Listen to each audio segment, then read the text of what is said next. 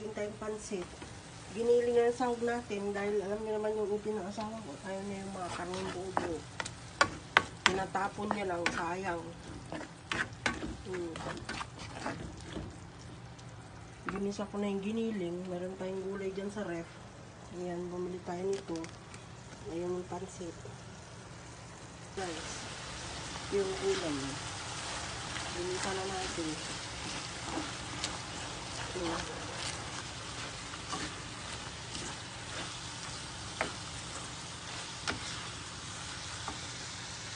Ito yung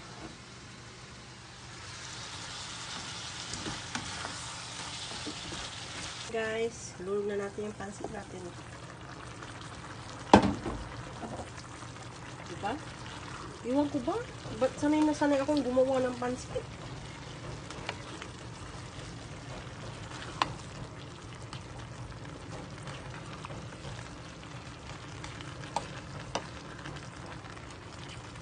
Guys, cooking done. We have toppings. Toppings natin yung pritong siomai. Diba? Tulog na tulog si my loves. Tulog ng tulog yan. Natutuwa yung doktor sa kanya.